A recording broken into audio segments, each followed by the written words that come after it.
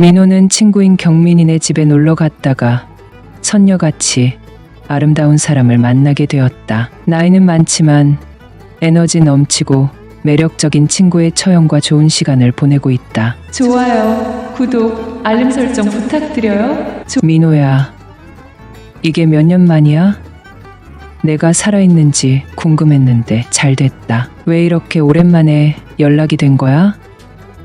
전에 전화를 너무 빨리 끊어서 얘기를 다 못했어. 오늘 우리 집에서 밤새도록 같이 얘기하자. 그러니까 집에 갈 생각하지 마 라고 경민이가 말했다. 경민이네 집에 들어선 민호는 입을 다물지 못했다. 현관에 들어서자마자 이렇게 깨끗하고 잘 꾸며놓은 집은 처음 와봤다. 민호 주변인들 중에 경제적으로 여유 있는 사람이 없다. 한 달 수입이 끊기면 모두 빚이 생기는 월급쟁이로 살고 있거나 소규모로 자영업을 하고 있다. 게다가 대부분 집은 있지만 집담보대출금, 이자 갚느라 허리가 휠지경이다. 경민이는 애초에 부잣집 아들이니 부모님께 큰 지원을 받은 듯했다. 국내에서 제조업을 해서 대기업에 물량을 대주고 있는데 아주 돈을 많이 벌고 있는 것 같았다. 경민이 옆에는 와이프는 보이지 않고 키가 166cm 정도 되고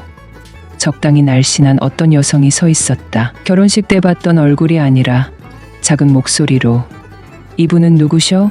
하고 물었더니 경민이는 아내의 언니인데 이름은 은수라고 하면서 얼른 들어오라고 하며 민호의 팔을 잡아 끌었다. 경민이의 아내는 신장투석 중에 쇼크가 와 하늘나라로 소풍 간 지 1년 되었다고 하는 것이었다. 민호는 괜히 그런 걸 물어봤다고 미안하다, 상심이 크겠다고 위로를 건넸고 경민이는 이제 마음이 괜찮다고 말하며 씁쓸하게 웃는 경민이가 참 안 됐다는 생각이 들었다. 경민이와 민호, 은수는 셋이 둘러앉아 은수가 정성껏 차린 식사를 하면서 가볍게 맥주를 한잔하려고 하는 순간 경민이에게 전화가 왔다. 공장 관리자에게 전화가 왔는데 기계에 문제가 생겼다며 급히 와달라는 전화였다. 경민이는 미안해.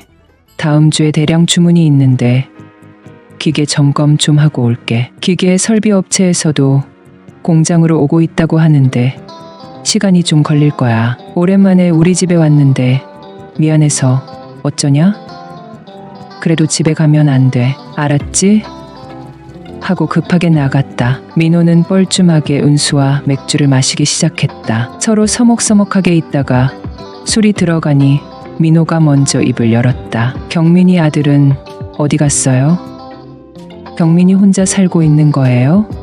하고 물었다. 경민이가 결혼을 하고 아들을 낳았다는 소식을 듣고 경민이네 집에 와서 아들과 많이 놀아준 기억이 있다. 은수는 맥주를 마시면서 공휴일이 껴서 친할머니 집에 놀러 갔어요. 내일 집에 올 거예요. 엄마 없이 아빠 혼자 못 키운다고 해서 제가 가끔 와서 숙제도 봐주고 집안일도 해주고 있어요.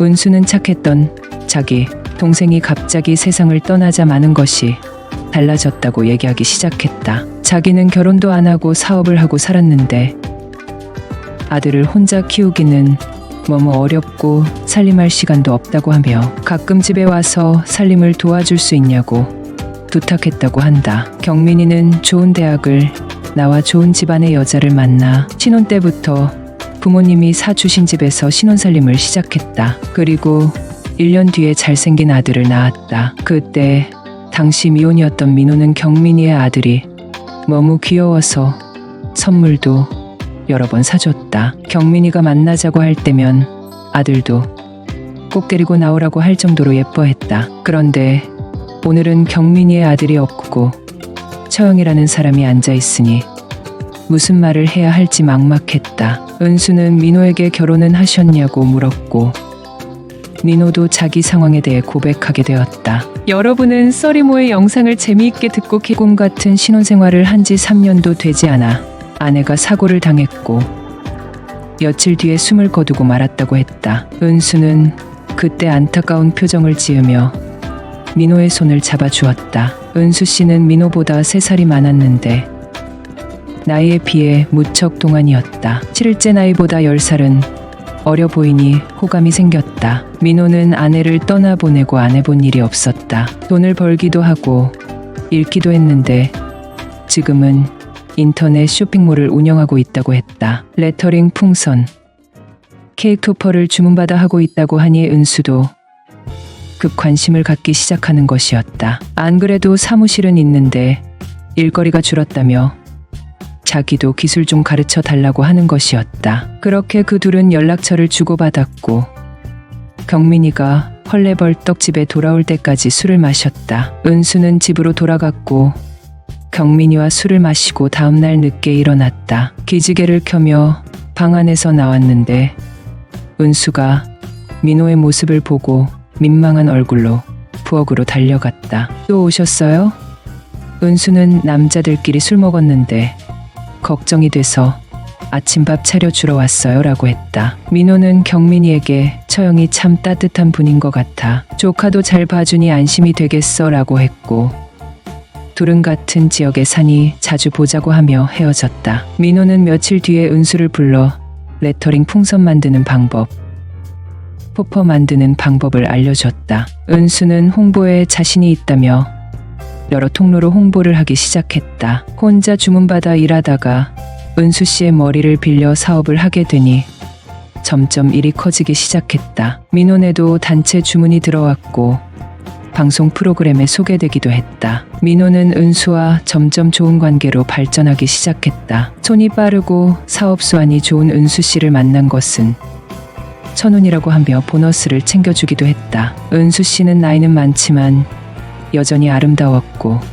예뻤다. 민호는 하루라도 은수와 통화하지 않으면 허전한 느낌이 들었다. 작업이 많아지니 민호의 사무실에 작은 침대를 사놨다. 피곤하면 잠을 자고 갈 생각으로 산 것인데 이렇게 좋은 일이 생길 줄은 몰랐다. 잘 나가는 자영업자를 소개하는 방송 프로그램이 송출된 날 은수와 민호는 지인들에게 수많은 전화를 받았고 그날도 주물량이 많아 외식은 꿈도 꾸지 못했다. 배달업체에서 간단한 요기거리를 시켜 먹고 일하다가 잠시 침대에서 자고 있는데 문이 열리는 소리가 들렸다. 은수 씨가 케이크를 들고 찾아온 것이었다. 요즘 사는 맛이 나요. 이건 다 민호 씨 덕분이에요 라고 고백했고 둘은 일은 잠시 미뤄두고 좋은 시간을 보냈다. 둘 다 얼마만인지 기억도 안 난다고 하며 수줍게 웃었다. 경민이를 통해 은수 씨를 알게 된 민호는 경민이를 찾아갔다. 사실